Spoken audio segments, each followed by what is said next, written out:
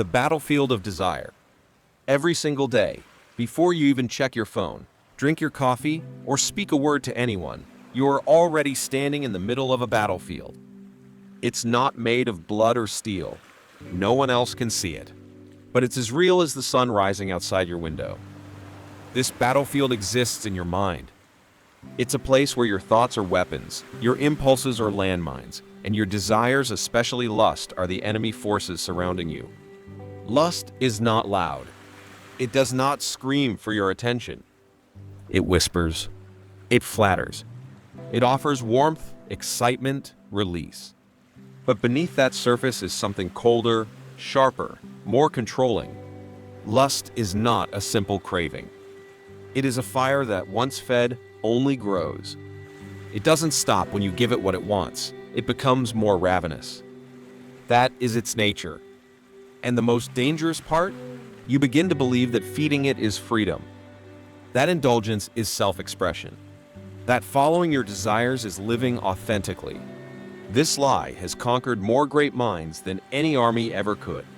Men who moved mountains, who built empires, who wrote history with their ambition, fell, not from battle, not from betrayal, but from the inability to master the one war that truly mattered, the internal one. Alexander the Great could defeat armies, but he struggled to control his appetites. Julius Caesar shaped the destiny of Rome, but his entanglements made him vulnerable. Napoleon bent the world to his will, but his personal desires unraveled his legacy. The battlefield of desire has claimed kings, philosophers, artists, and saints. So what chance does an ordinary person have? The answer begins with awareness. The realization that lust is not just something natural, it's something powerful, and if not understood, it controls you. This is not about shame. It is about clarity. If you know where the battle is taking place, you can begin to fight. You can begin to win. And when you win, not once, but every time it resurfaces, you begin to take back not only your focus and willpower, but your future. Mastery doesn't start with victory. It starts with noticing that there's a war going on. And if you can see it, name it, and prepare for it, you're already ahead of most. You're not just reacting, you're reclaiming your life. That's how real power begins. 2. The illusion of power and the fall of great men. Throughout history, countless men have risen to the heights of influence, wealth, and command. They've shaped empires, inspired movements, and altered the course of civilization. They had armies at their feet, advisors at their side, and the admiration of entire nations behind them. And yet, many of these same men, those who conquered the world, were quietly conquered by something much smaller, much closer, and far more personal, their own unchecked desires. At the center of that downfall, more often than not, was lust. We look at figures like Alexander the Great, and we remember his victories, his ambition, his vision. But behind the legend was a man who, despite all his external strength, often found himself unable to master the forces within. Julius Caesar transformed Rome, bent its politics to his will, but left his legacy vulnerable through entanglements driven by personal indulgence. Napoleon Bonaparte was a master tactician on the battlefield, yet his personal relationships deeply influenced decisions that altered his fate. Why does this pattern repeat so often? Why do brilliant, visionary, powerful individuals falter not from enemies or politics, but from internal chaos? It's because power over others means nothing if you don't first have power over yourself. And lust is one of the most deceptive forces that tests that internal power. It makes you feel alive, even invincible, until it slowly chips away at your clarity, your discipline, your foundation.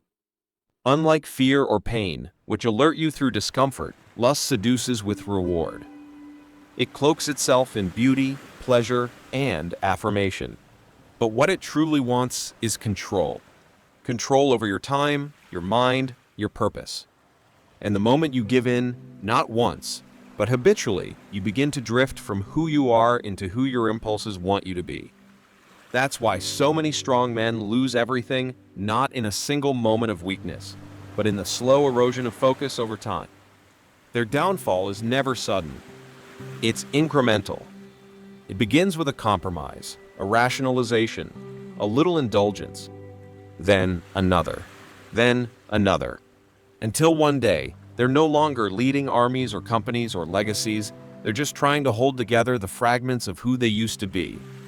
The illusion of power is believing you can control the world while ignoring the storm within. But real power, the kind that lasts, that inspires, that transforms, is built on inner mastery. And that begins when you stop asking what you can conquer and start asking what's quietly conquering you. 3. The fire that grows stronger when fed. Most people believe that desires, once fulfilled, fade away. That if you just give lust what it wants, it will quiet down and leave you in peace. But lust doesn't work like hunger or thirst. When you eat, you become full. When you drink, you quench your thirst. But when you feed lust, it grows. It is the fire that becomes stronger with every offering. Each indulgence is not an end, it's an invitation for more. And slowly, almost imperceptibly, it begins to consume you. What once satisfied now barely registers. What once thrilled now bores you. And so, you escalate. You seek more intense stimulation, more frequent gratification, more elaborate fantasies, only to find that nothing truly satisfies. This is the trap. Lust operates like an addiction. The same neural circuitry that governs addiction in the brain, dopamine release, reward pathways, craving mechanisms, is activated by lust. When you give in, your brain is flooded with temporary pleasure. But over time, this chemical surge trains your mind to seek the same high again and again. Eventually, it rewires your system. You become less responsive to ordinary joy, less capable of sustained focus, less motivated to pursue long-term goals. In chasing moments, you abandon meaning. The paradox is that the more you indulge, the less alive you feel. That's because the fire of lust doesn't burn to warm you, it burns to devour you. This is not a warning rooted in morality or shame. It's a psychological truth, backed by neuroscience, proven by history, and lived out quietly in the lives of millions. The brain, when overstimulated, begins to shut down its sensitivity. You feel more distracted, more anxious, more distant from others. Even relationships begin to suffer. Emotional connection fades, replaced by artificial fantasies and restless craving. And here's the most important truth of all: lust does not go away on its own. You cannot satisfy it into silence. You must face it, understand it, and transform it. Because if you continue to feed the fire, it will not stop when you ask it to. It will only stop when there is nothing left to burn. But if you choose to hold your ground to reclaim the energy instead of spending it, you begin the process of rewiring your mind, restoring your will, and remembering that you are not here to be consumed. You are here to create, to lead, to live. And that begins when you stop feeding the fire that only grows. 4. The power hidden in redirection. Many people believe that self-mastery means suppression, that to control lust is to deny oneself pleasure, to live a life of rigid denial and cold discipline. But this is a dangerous misunderstanding. True mastery does not come from rejection. It comes from redirection. Lust, at its core, is energy. It's a powerful, primal force charged with emotional intensity, mental fixation, and physical urgency.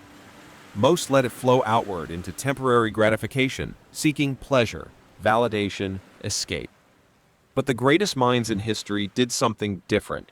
They redirected that same energy inward and upward into purpose, creation, transformation. This is the power hidden in redirection. Freud, the father of psychoanalysis, recognized that the very impulses that destroy can also build. He called it sublimation, the process by which destructive urges are converted into productive action. What once led to obsession can now lead to innovation. What once caused suffering can give birth to meaning. Think of Nikola Tesla, who credited his creative power to his ability to abstain from indulgence and focus all his energy on vision. Or Leonardo da Vinci, who poured his restless curiosity into the masterpieces that shaped the modern imagination. These weren't men who lacked desire. They were men who mastered it. They understood that raw energy, when concentrated, becomes genius. When diluted by distraction, it becomes noise.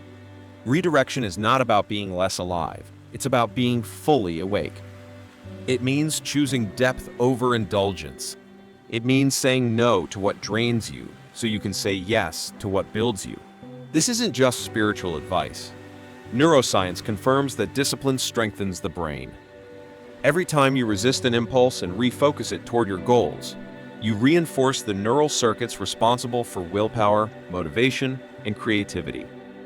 Over time, you don't just change habits, you change who you are. The shift happens when you realize that lust is not something to fear. It is something to understand. When you learn to observe it without judgment, to feel it without obeying it, you begin to see it clearly not as a curse, but as a mirror. A mirror showing you where your energy is going and where it could go instead.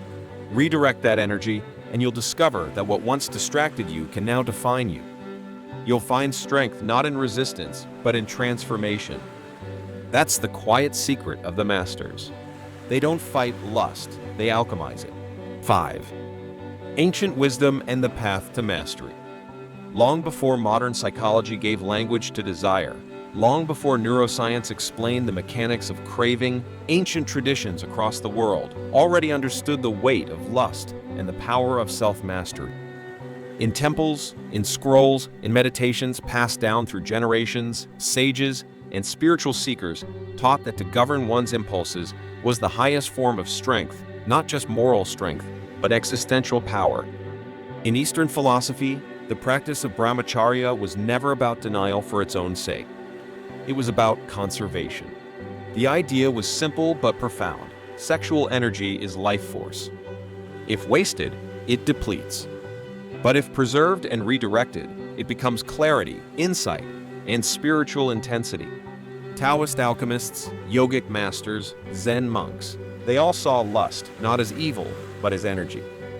And energy, when understood, can be transmuted. In their eyes, true liberation wasn't abstinence, it was transcendence. In the West, Stoic philosophers came to a strikingly similar conclusion.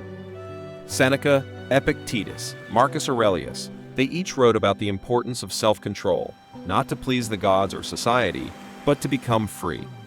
The man who is ruled by desire is a slave, Marcus wrote. But the man who rules his desires, he is truly powerful. These men weren't monks in caves. They were emperors, teachers, warriors. They lived in the heart of chaos, and yet found their center through discipline. Why? Because they understood that external success is fragile without inner control. You can conquer lands, markets, followers, but if you can't conquer your own cravings, none of it lasts.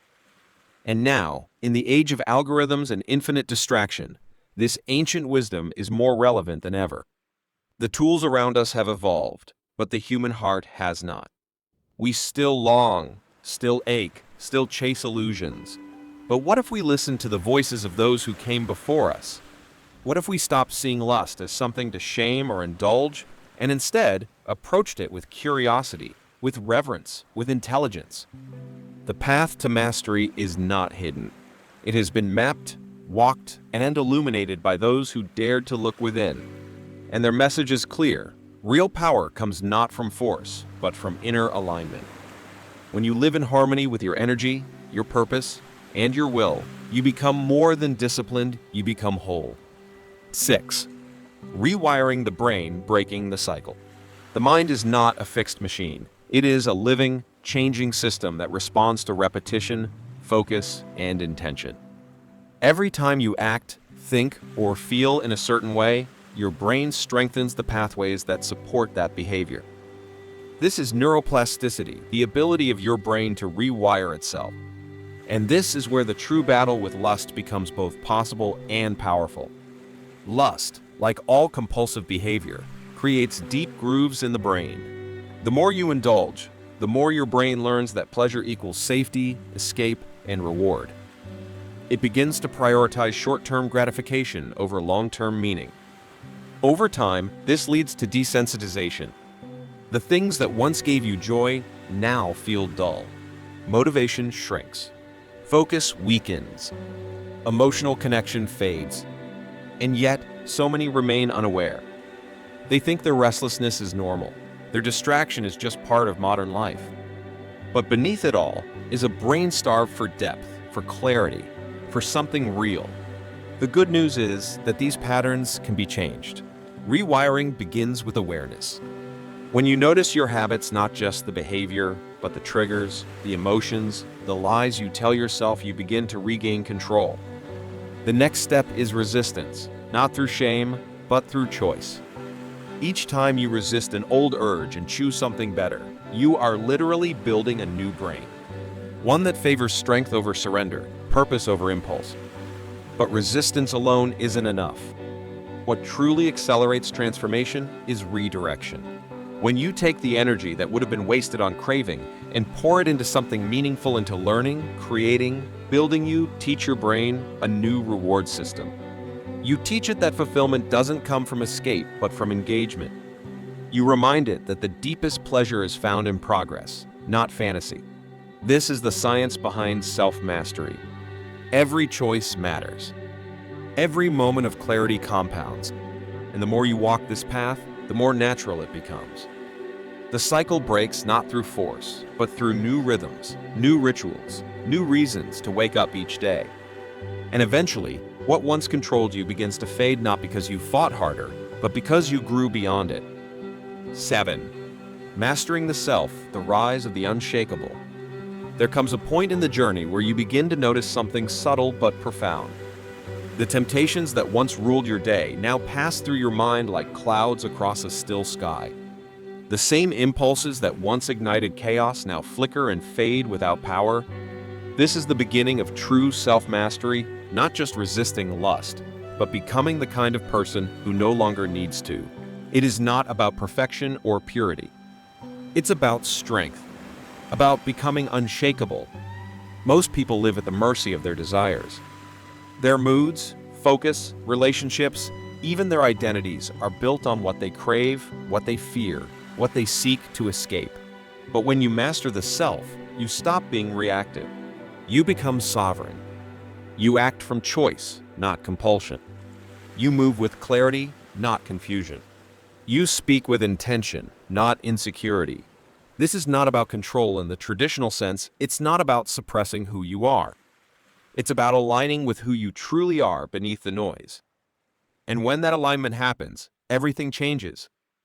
You begin to walk differently. You think with depth. You speak with conviction. People sense something in you, an energy that is grounded, focused, clean, not sanitized or artificial, but real. Real presence. Real power. The reason this matters isn't just personal. It's generational. We live in a culture that rewards indulgence and mocks discipline, that glorifies the dopamine hit and calls it freedom, while quietly robbing people of their direction, their vitality, their soul. But when one person chooses a different path, when one person rises above the noise, it sends a signal. It becomes proof that another way is possible. And in doing so, it offers permission for others to rise too. This is what ancient warriors, monks, and sages understood. That mastering the self is not about isolating from life, but showing up more fully within it. It's about becoming a presence that calms storms, not one that's tossed around by them. And the more you practice this way of being, the more it becomes who you are, not a performance, but a foundation. The unshakable are not born. They are built. One choice, one discipline, one moment of clarity at a time. 8. The hidden freedom beyond discipline. To the outside world, discipline often looks like limitation. It appears rigid, structured, even cold. People assume that the disciplined life is a smaller life, one stripped of spontaneity and joy. But that's only because they're looking from the outside. From within, discipline feels entirely different. It feels like freedom. Not the fleeting kind that comes from indulgence, but the enduring kind that comes from self-possession. Discipline is not the cage, it is the key. The person who is ruled by every impulse, every craving, every emotional spike is not free. They are predictable, manipulatable, always one temptation away from abandoning their purpose. But the disciplined person, they move with clarity. They speak from presence. They choose with power. They are not running from life. They are engaging it with their full attention. This is the paradox of freedom. The more boundaries you set around your lower desires, the more space you create for your higher self to expand. When you're no longer pulled in every direction, your energy consolidates. Your vision sharpens. Your path becomes clear. This is what most people never realize. They think saying no is loss. But every no to distraction is a yes to something deeper, yes to growth, to purpose, to stillness, to truth. And over time, these yeses build a life of immense strength. It's not about becoming a machine. It's about becoming deeply human. A human being who feels desire but isn't enslaved by it. Who recognizes temptation but doesn't surrender to it. Who sees pleasure but chooses meaning. This is not a life of less, it is a life of more. More depth, more focus, more impact. It is a life that radiates quiet confidence because it is not swayed by every passing feeling. In a world addicted to reaction, the person who lives from principle becomes magnetic. Their presence speaks louder than words. And in them, others see what's possible. That freedom is not about doing whatever you want. It's about becoming someone who doesn't want what destroys them. That is the hidden reward of discipline. It doesn't just shape what you do. It reshapes who you are. 9. The state of transcendence beyond the war. There comes a moment, after countless battles have been fought, where the war itself begins to fade. Not because the enemy is gone, but because it no longer holds power. What once triggered urgency now evokes understanding. What once demanded reaction now receives presence. This is the state of transcendence, not merely resisting desire, but evolving beyond its control. Transcendence doesn't mean the absence of lust. It means the presence of mastery so deep that lust no longer commands your mind, your choices, your path. The energy is still there, but it no longer burns, it illuminates. It becomes fuel for vision, a current you can channel with calm intention. In every spiritual tradition, there is a wordless wisdom that points here. Whether through meditation, prayer, solitude, or service, seekers across time have discovered that when you stop clinging to pleasure and start embracing truth, a new state of being emerges. It is quiet, yet electric. Still, yet alive. The sages called it enlightenment, awakening, union. But beneath every label lies the same essence, a life no longer governed by impulse, but aligned with purpose. In this space, discipline becomes natural. Not a rule to follow, but a reflection of who you've become. You don't have to force yourself to avoid distractions, they no longer appeal to you. You don't have to resist temptation, it no longer tempts you. You've tasted something deeper, and everything else feels hollow by comparison. This is not detachment, it's transformation. The old self is not rejected. It is integrated. Its energy is carried upward into a clearer expression of life. And this change is visible. Others notice it not in your words, but in your presence. In how you listen. In how you move. In the calm behind your eyes.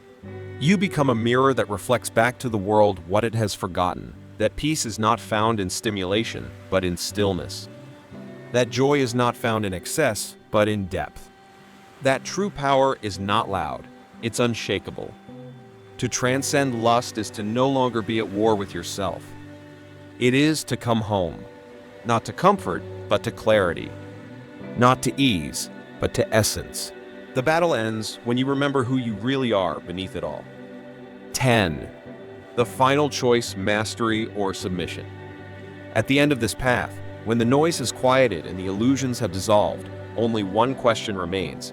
Will you master yourself, or will you continue to be mastered? This is the final choice. Not once, but every day. Every moment you wake up and face the invisible forces pulling at your mind, you are standing at a crossroads. One road leads back to comfort, convenience, old patterns. The other leads forward into the unknown terrain of discipline, clarity, and purpose. One is easy. The other is sacred. The truth is, Most people never make the choice consciously. They live on autopilot, surrendering to whatever feels good now and wondering why their lives feel hollow. But now that you've seen the game, the trap, the cycle, you no longer have that excuse. You have awareness, and awareness brings responsibility. The force of lust will never vanish completely. It is part of being human. But being human also means having the capacity to rise, to choose, to create. You are not here to be consumed by craving. You are here to forge meaning, to build a life rooted not in reaction, but in intention. And if you can master the deepest forces within you, there is nothing outside of you that can shake you. That's the quiet truth. Mastery doesn't make you perfect. It makes you powerful. Not in the way the world defines power with status or control, but with something deeper, sovereignty. You become the author of your life, no longer dictated by urges, but guided by vision. You stop chasing and start creating. You stop surviving and start leading. This is the reward that waits on the other side of the fire, not just control over desire, but the freedom to live on your own terms. Few will walk this path. Fewer still will finish it. But those who do become living proof of what's possible when a human being stops settling and starts transforming. The question now is no longer can you do it? You already know you can. The real question is, will you? If this message spoke to something deep within you, don't let it fade. Share it. Reflect on it. Return to it. And most of all, act on it. Because the world doesn't need more distracted minds. It needs more awakened ones. And if you're ready to become that kind of presence, this is your moment. Choose mastery. Reclaim your energy.